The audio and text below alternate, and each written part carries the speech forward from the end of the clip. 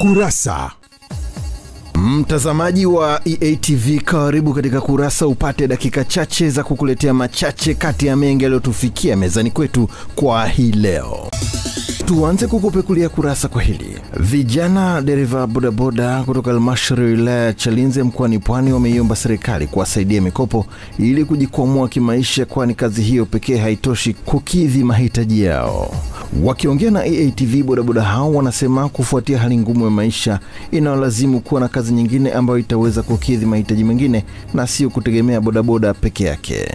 Tunaomba kama sababu hii kazi yetu, tunaomba kama kuna uwezo wa halmashauri ya Chalinze kusaidia mikopo ni vizuri, kutokana na mazingira sasa hii familia yetu bado zipo chini. Tunataka mikopo ambayo inaweza kutukizi, kutokana hii kazi yetu ndio ambayo tulitukuza mpaka sasa hivi. Kama kuna uwezo wa kutukopesha mikopo halmashauri ya Chalinze, basi itakuwa ni vizuri zaidi. Tunaomba. Mimi kama dereva bodaboda kutokea Chalinze, hivyo basi tunaomba serikali zetu zitusaidie, ziweze kutupa mikopo tuweze kujikimu na kujiendeleza vizuri. Sisi kama vijana wa bodaboda tulioamua kujiajiri. Kutoka mimi bodaboda kutoka halmashauri ya Chalinze, tunaomba mikopo kutoka serikalini, kama mnaweza kutusaidia ili tujikwamue kwenye changamoto mbalimbali. Tunakuombeni mtusaidie. Tuendelee na kurasa. Wananchi wa kijiji cha Waranga kata ya Gisambalang wilayani Hanang wameomba serikali kutatua mgogoro mpaka baina ya kijiji hicho na kijiji cha kwa Kinachere wanachodaiwa kuvamia eneo la misitu pamoja na kutishiwa kwa silaha za jadi kutokana na mgogoro wa mpaka uliodumu kwa zaidi ya miaka 10. Wakiongea na kurasa, wananchi hao wamesema serikali inapaswa kuingilia kati mgogoro huo ili kuimarisha usalama baina ya vijiji hivyo, huku mkuu wa wilaya ya Hanang Almishi Hazal akiongea kwa njia ya simu akielezea hatua zinazochukuliwa. Tuna wasiwasi, tuna hofu.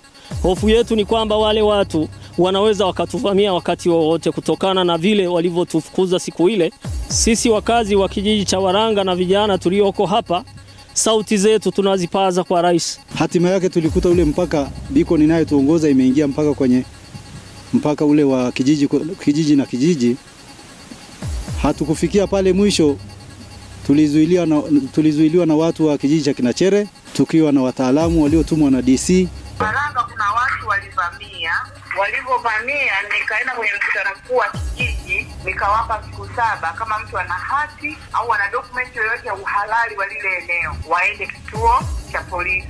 Kwa hiyo dokumenti zimekusanywa, ziko kituo cha polisi. Hatua ya pili ni kutoa ushirikiano sasa wana kijiji kwenda kupima lile eneo kulingana na ramani iliyokuwepo. Tumalizie kurasa kwa hili. Baadhi ya kina mama wajane kutoka halmashauri ya Korogwe mji kitongoji cha Kambi ya Maziwa wilayani Korogwe mkoani Tanga wamesema wanakabiliana na changamoto ya kunyanyaswa na kudhulumiwa mirathi yao tokea wenza wao walivyofariki.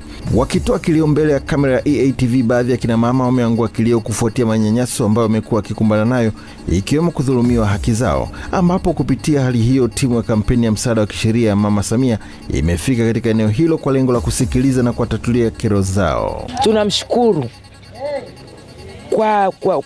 kwa utashi wake huu wa kutufanyia sisi kutukumbuka kina mama ambao ni wajane. Tuna mengi, tuna changamoto nyingi. Najisikia uchungu kwa sababu ni vitu ambavyo vinafanyika havina hata msimamo. Yaani ni wajane ambao mtu kabla hujatoka nje bado umeshafanywa mpango wa nje kwamba huyu mama, yani unanyanyasika kabla hujatoka nje. Unanyanyasika sana, wameshaangalia mashamba na viwanja ili wakupokonye wewe, yani hawakuthamini tena. Sasa mimi nashukuru leo hii kuja kuwaleta Mama Samia hawa watu wakuja kutuzindua akili, maana nilikuwa sijui pa kwenda ni wapi. Kipekee kabisa nimshukuru mama wetu wa rais wetu kipenzi Samia Suluhu Hassan kwa kuleta kampeni hii, kwa sababu imegusa moja kwa moja matatizo ya wananchi. Na sisi kama timu tumepata matatizo mengi, tunaweza kutafuta suluhisho kuja kusaidia wananchi hawa.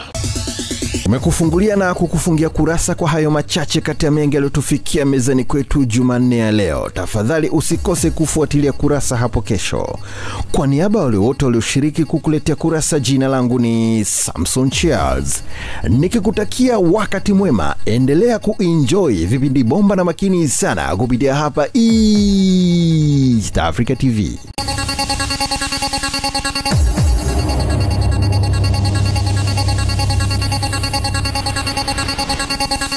Kurasa.